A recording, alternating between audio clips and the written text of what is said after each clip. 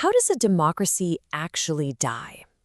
Sometimes it's not with some huge, violent overthrow. Sometimes it's just with a vote. Today, we're going to look at a single piece of legislation that did exactly that, and it completely reshaped a nation in just a few hours.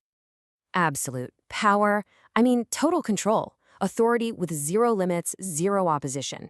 This slide really says it all, doesn't it? But the real question is, how does anyone actually get that? So yeah, how is that kind of power seized? You're probably picturing a massive revolution, maybe a military coup.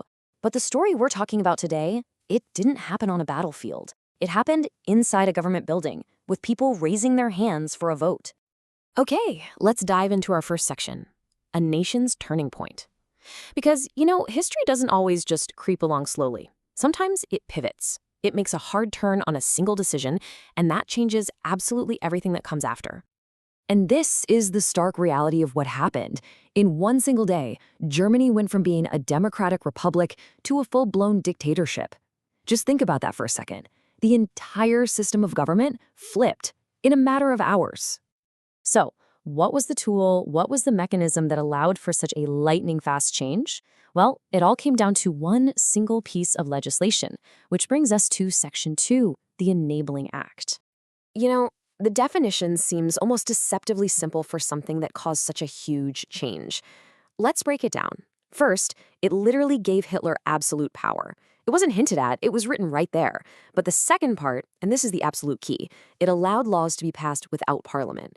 With that one little clause, boof, the main check on power, the people's own representatives, was just gone.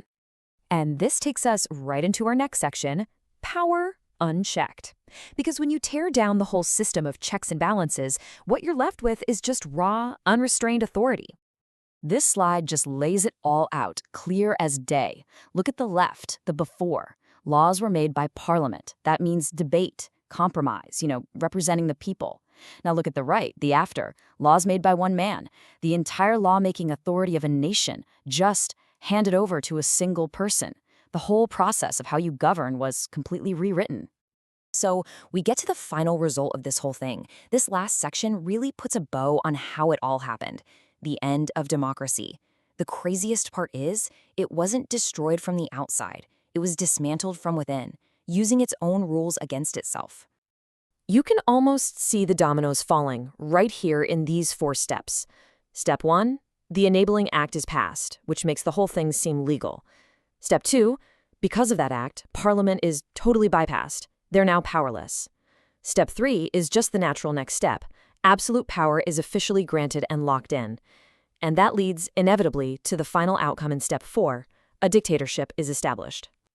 And so this entire chain of events leaves us with one last, pretty profound question to chew on. When a law itself is used to end democracy, what's even left?